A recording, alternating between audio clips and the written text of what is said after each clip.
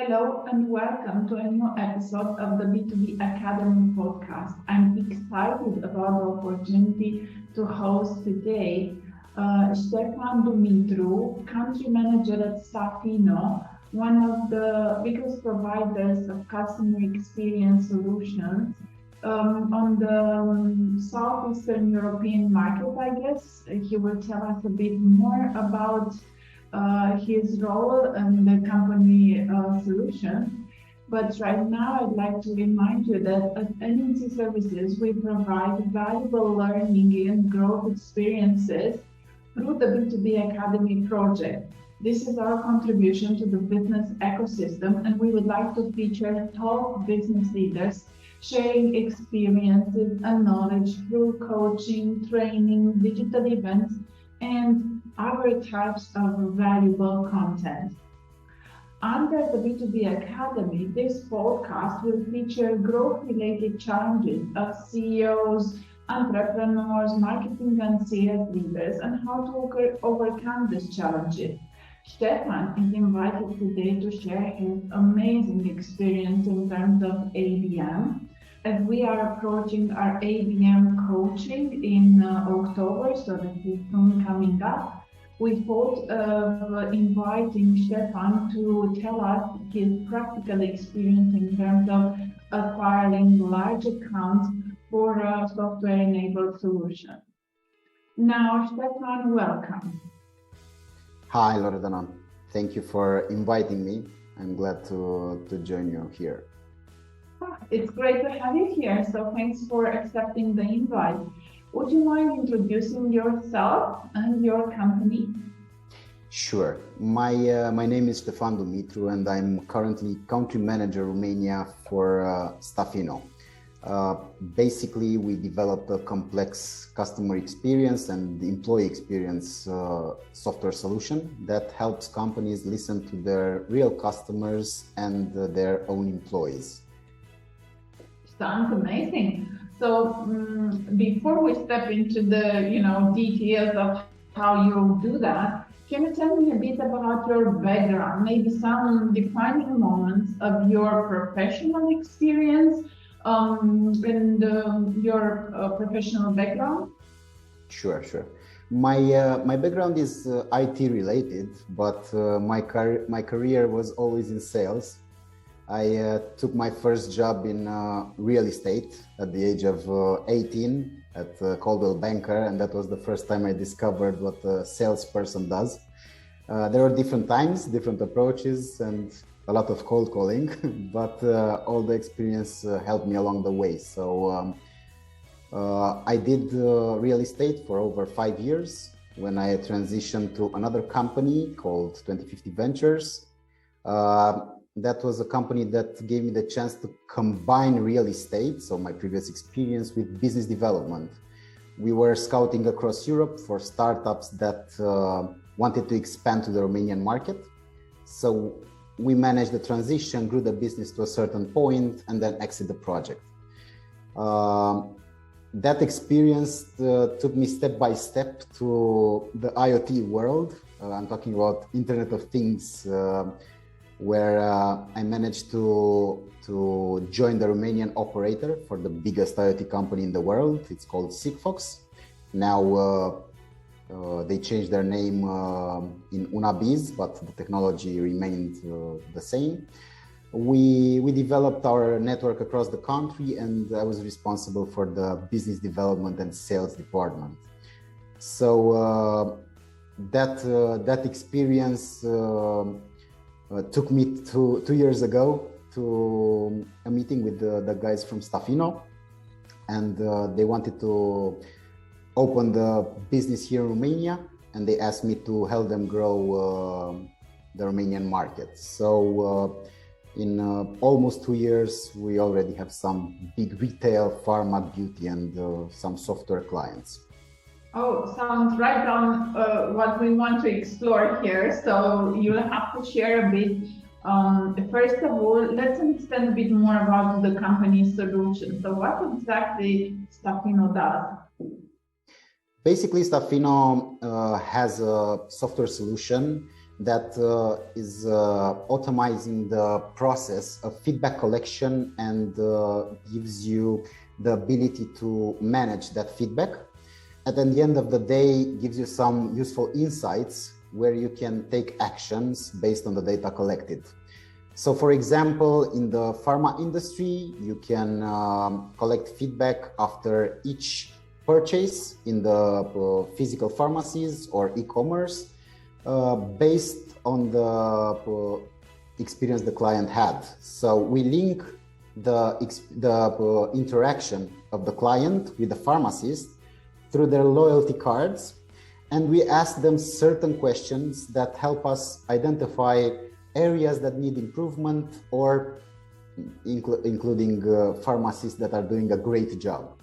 So we are looking at the whole picture. We use positive feedback as well as negative feedback to improve certain areas.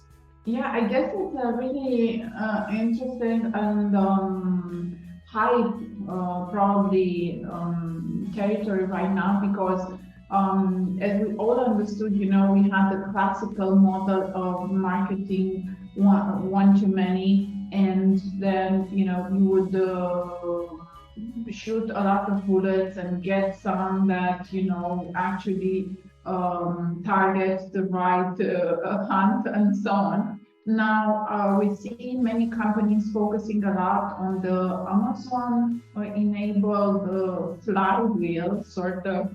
We call that a flywheel, mainly customers trying to resell or re-engage or sell more or get more loyalty from their clients base and so on. And that only happens with customer experience, taking care of the feedback, taking care especially of the negative feedback, and managing with the right tools, the customer experience and so on. So I guess it's a really good place to be in. Now, I am very interested to understand what role does marketing and sales have in your company, especially because you mentioned you acquired some really nice accounts. So I'm interested to know, was that done mostly through marketing, like have you built a lot of awareness, have you built a lot of content and so on? Or was that mostly an account-based effort, meaning you went, who your target is, and you went straight for the shoot? Yes, this is a very interesting subject because at least in Romania, customer experience, it's not that well developed. Basically, companies here in Romania have different departments that manage customer experience or the relationship with their customers. So not all of them have a dedicated department. In this case, on our marketing strategy is to break down our solution into tiny parts and explain them the benefits of each and one of them. So basically, okay, everybody understands that you need to collect feedback, but feedback collection, it's not enough if you don't do anything useful with that information. So we are trying to explain each part of the solution, how it helps them and how it improves the employee life cycle, how it improves retention of their clients, how it can bring more money or make them save money on different departments. So it's very complex. It's a very complex subject that needs to be broke down into tiny bits. And this is our marketing strategy, trying to create awareness on each department at a time. So, and how do you do that? What do you use for that? We are using basically real examples. We are showing numbers because this is how we know the biggest impact is achieved. We are showing live use cases from our actual clients. We have done studies with them and calculated how much money our solution and feedback collection brought them. For example, in telecommunication companies. We have a study in Slovakia where their call center department saved over 500,000 euros in a year just for keeping their employees happy. Call center departments are always filled with people that are not recognized for their work, and there is a lot of movement. A lot of employees come, a lot of them leave the company, they're not satisfied. So we created a module that empowers and motivates them from the positive feedback. Basically, when a client thanks them, the positive feedback reaches them in real time, and we created some awards based on this positive feedback. For example, the first positive feedback of the day generates a trophy or a reward, and it goes to the right operator in the call center. So this way, we took the attrition percentage down to 5%, which translates in 500 euros a year for the company that I'm talking about. That's a lot of money. It's not a negligible amount. What's interesting is that I recently read that 60% of customers will stop buying from a brand after a poor customer service experience. So I get that only, it's like only 60% of your customer base. You really have to make sure, you have a tap on what's happening with their feedback. Are they happy or not? And the same with HR. I mean, we all know how important, especially in technology or in other areas where it's really hard to recruit these days, how important it is to know exactly what happens each step of the way before it happens or before it hits you. So I understand that basically you're showcasing, you're proving your ROI, you are educating them. What are some of the channels? How do you do that? Like, do you call them directly and ask them, hey, can I send you some information? Or is that something that you email? Or is that something you do over conferences or events? What are some of the, and also maybe what are some of the challenges? What doesn't work, right? Of course. We are, of course, trying to reach all channels because some of them work better than the others, but most probably you need to be everywhere. So potential clients will get in touch with you on different channels. We are using LinkedIn a lot. We are using our own sales network that we developed throughout the years. Basically from previous companies that I worked in, I'm trying to approach different clients and different decision makers that I'm in a good relationship with, and we had successful projects in the past. So they are more open to hear what we have to say. But we also do LinkedIn campaigns. We are doing events. So we try to be present at relevant customer experience and marketing events.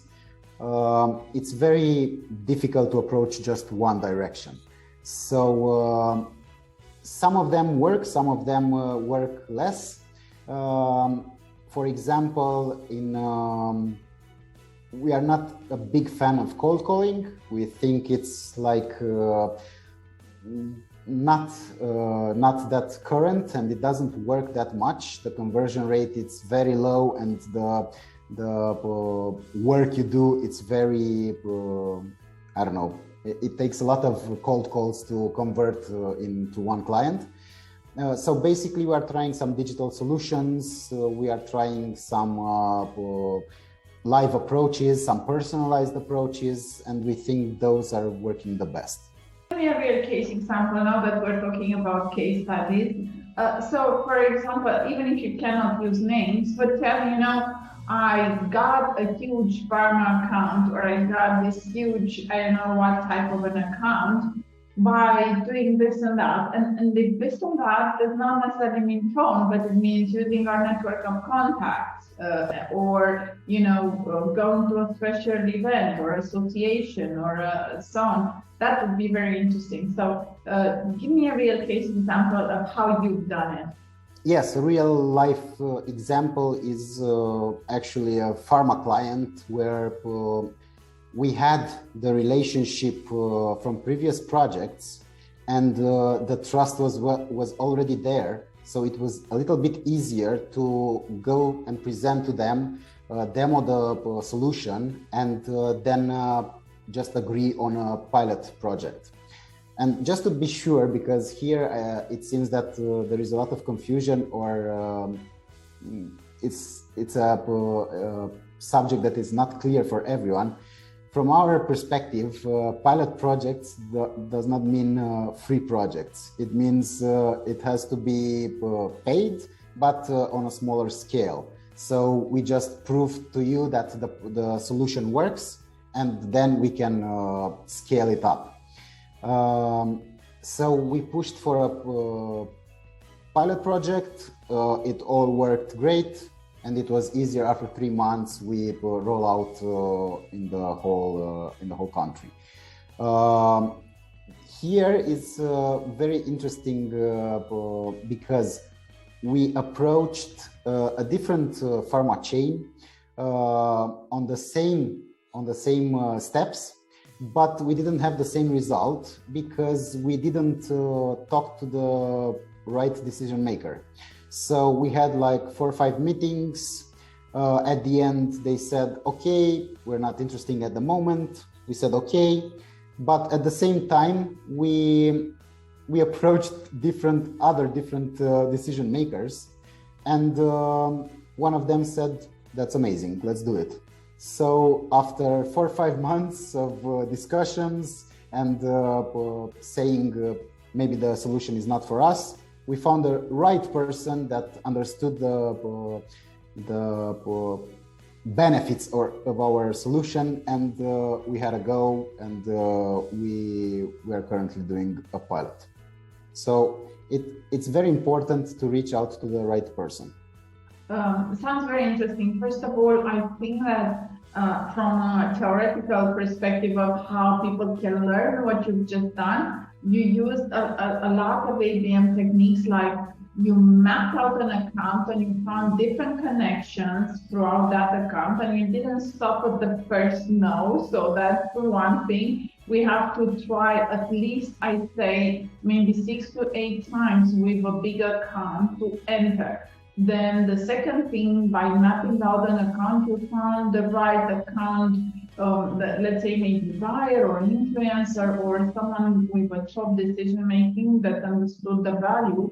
And again, not everybody will get what you're offering. This is why it's important to insist. Many times, for example, I hear this, oh, but I emailed someone in there and I didn't get a reply. Someone in there, it's maybe a 3,000 people company, or 6,000, or I don't know, tens of thousands. Someone is a negligible amount, right? You have to target at least 12 key roles and people in a company. Of course, you have to do it in a smart way, that you don't spam them and they understand why you're targeting everybody and so on. But I think that you've done amazing from this perspective.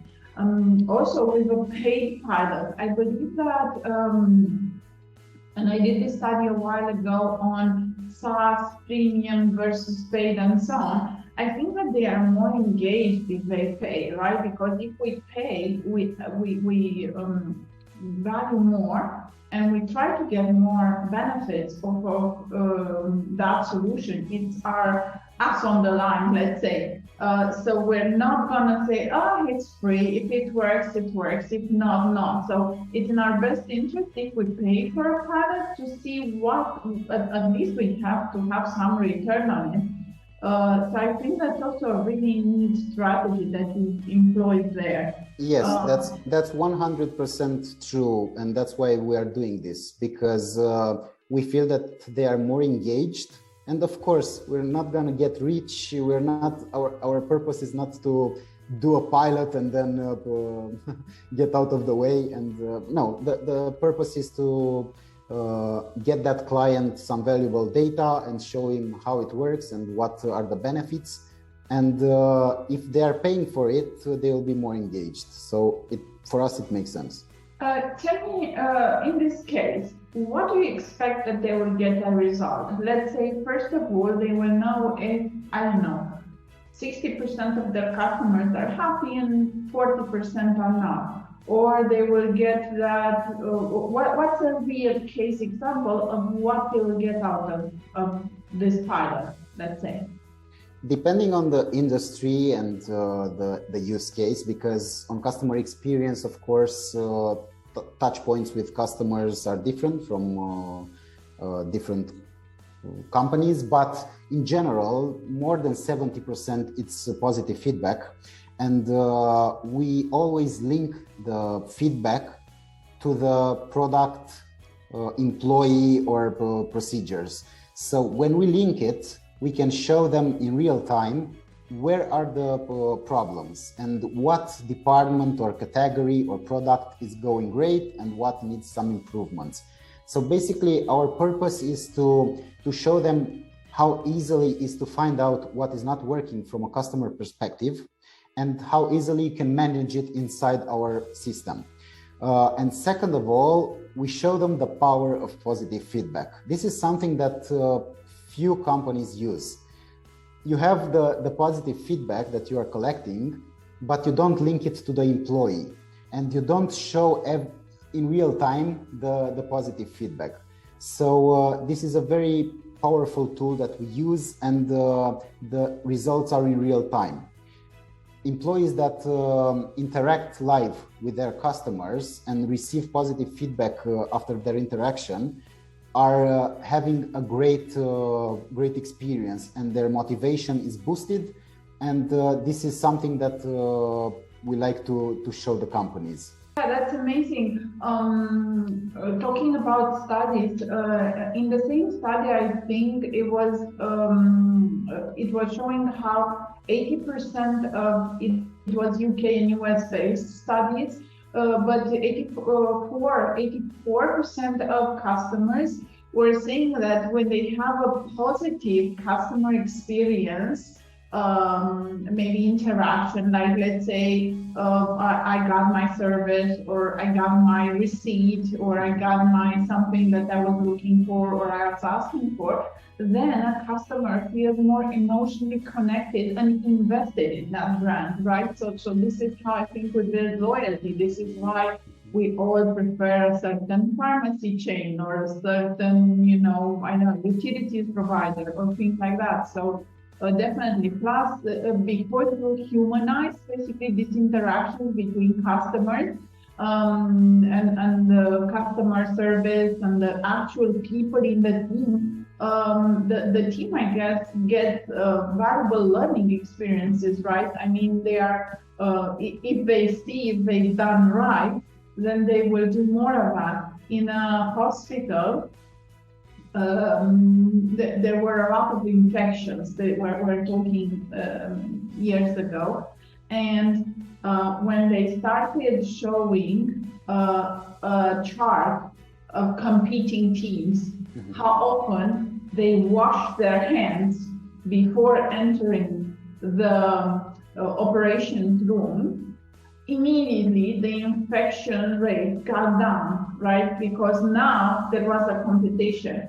And in the same from lean manufacturing, for example, I know that if you show employees a chart, for example, of how they're doing their shift against the next shift or something, then they improve quite a lot, or they will stay overtime, or they'll do extra effort just to, show the numbers better. So actually seeing this real-time feedback, it's of great importance, I believe. Absolutely. We've seen this ourselves, and this is why we think it's a powerful tool. Basically, we have leaderboards, and we have that gamification module that I was talking about, where employees receive different badges and trophies. And at the end of the month, for many companies, these badges or trophies mean some bonuses or money at the end of the month. So it's very important to keep them motivated with this positive feedback.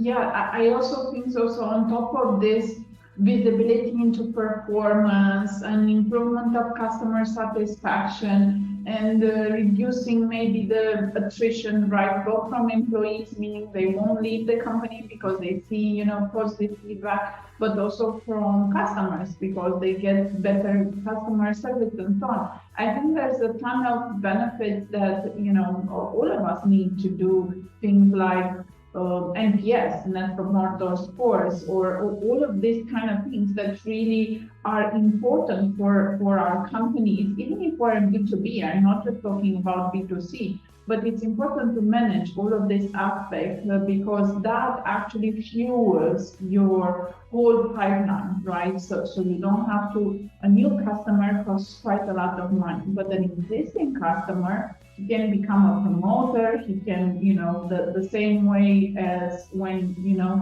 have negative feedback, you actually lose about not one, but about 1,000 customers. Same way with positive. When you have a positive feedback, you get more customers from referral, from advocacy, amazing stuff. I didn't even knew that, there is such a maybe accessible solution or our market. I've seen this in the States, I've seen this in the UK, but I didn't know we have a mature solution in our part of the world. Tell me a bit, about, in general, are there any business development strategies that you employed successfully, and what are some of the pitfalls, maybe things that you've invested a lot into and you felt, I know we answered this question before, but why I'm asking this is that we were more into a conversation that was marketing related. Now I want to go strictly into sales related. Are there differences, because you've been historically employed with other companies as well, and are there differences between, maybe selling on different markets in terms of ABM, or is it all the same? Do you have to take care of maybe, but cultural differences or specific industries, or give me a bit from your rich background, let's say. What do you think about business development in different countries? Yeah, basically, we are almost 2 years here. We are quite new on the market, so entering a new country is never easy.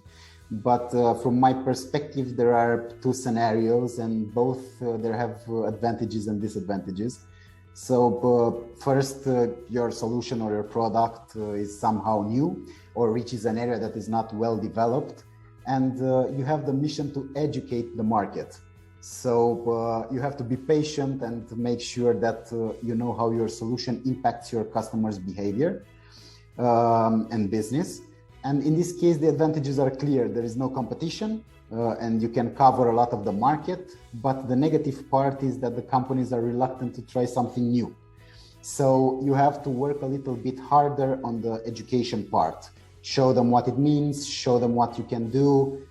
Exactly what we said earlier on the marketing subject. You need to come with some use cases and show them real data. Second, there is a scenario where the competition is present and you need to create a better strategy to come on top. So here I think it's about details. And one of the most important sales or strategy tips that I have is to learn how to define and sell benefits, not features or functionalities. I think this is a very common mistake that sales people or sales departments do. For example, I don't sell companies a feedback tool. I sell them a tool that helps them increase their revenue, because satisfied customers end up spending more money and on products and services.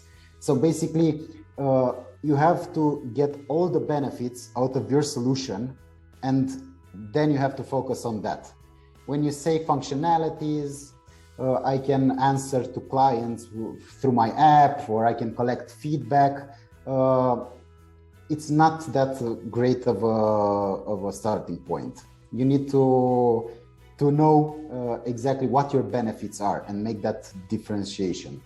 So, for example, we are now in between scenarios because customer experience is a field that just started to be developed in Romania, and the competition is here, but it's not that strong. So we need to take both strategies and apply them. And how about when you tried on, you mentioned that before you were bringing companies from other markets to Romania. Was it the same, or have you experienced different tasks based on different geographies? The essentials are the same, but every market has its own particularities, and that's why it's easier to have a local team manage some of these steps. So yeah, here it's a different mentality, different approach.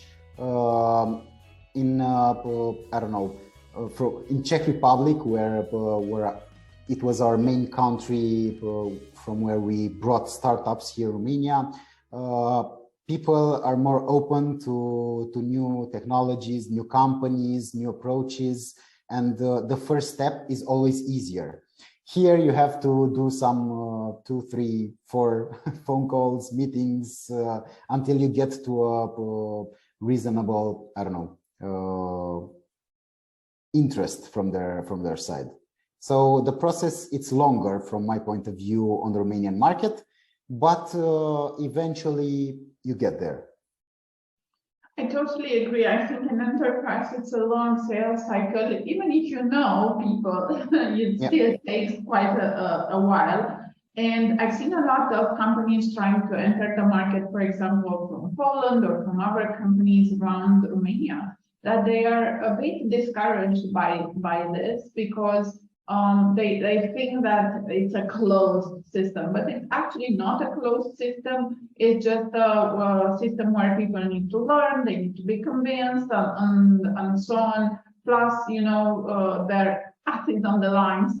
So they always look at, you know, not being the first to experiment maybe a new solution to the market and so on. That's why you have to find maybe easier entry point, like you said, give them a pilot, show them a demo, show them how it would work, let them, you know, figure out how this plays out with their overall company. And I love the fact that you mentioned not to sell functionality, but to sell benefits. And there's actually, when you say, I give you a tool for feedback, maybe a lot of people would consider this a benefit, right? Because you have the customer feedback, that's a benefit. But in fact, it's not. It's not a benefit unless it translates to real money, time, you know, something that's important or critical at the customer side.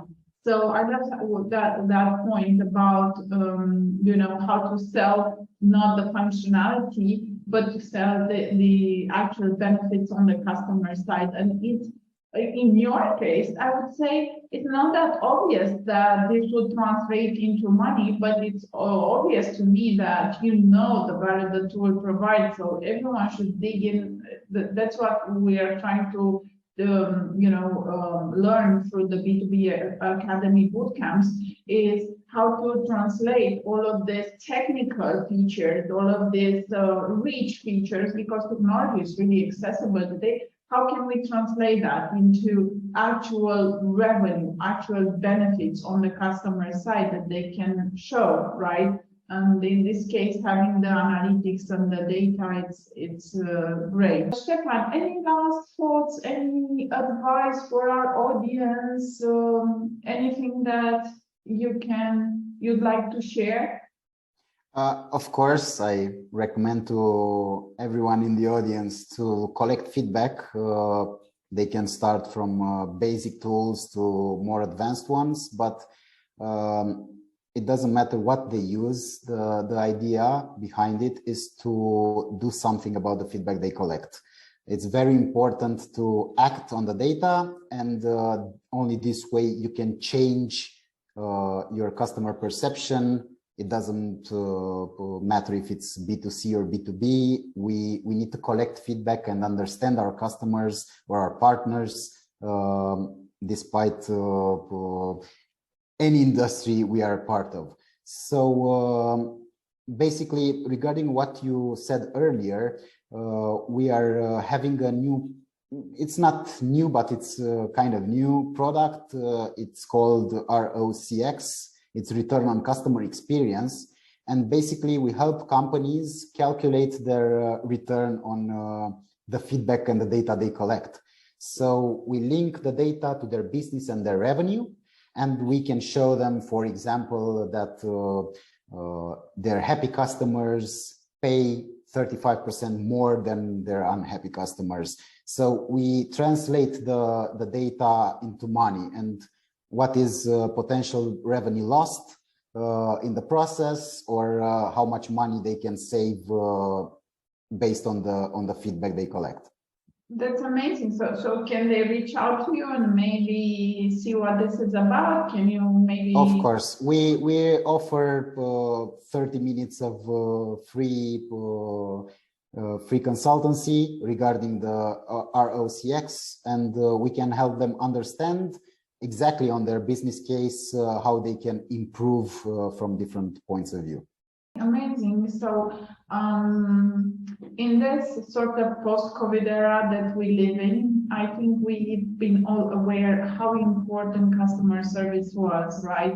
Like I know whole companies that were relying strictly on their customer service department to survive, let's say, for the last 2 years, and to keep customers motivated and to keep them engaged and so on. So I think that even going forward, customer service teams will have a critical role to play. I covered this on an article in Forbes, I think, about a couple of months ago. I was saying that sharing successful customer stories and building your own sort of a tribe of customers, it's going to be the future, because all of us start to be a bit, how can I say, compartmentalized, meaning we are only getting exposed to what we're interested in. And that's sort of builds a tribe around certain ideas or certain companies and so on. Unless you have all of the data and information, this is going to be really tough to achieve. So you have to know which stories to share, what customer experiences are defining, what are the valuable ones, and also how you can motivate your own employees.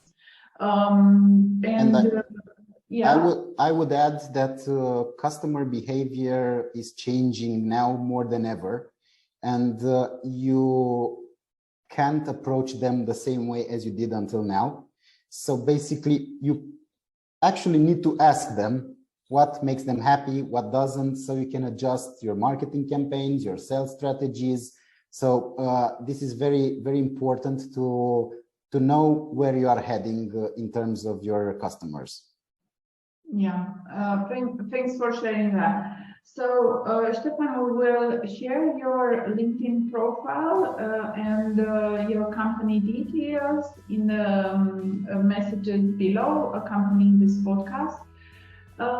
Thanks a lot for being so open about all of the information. I learned a lot from this interaction, and I hope the audience did too.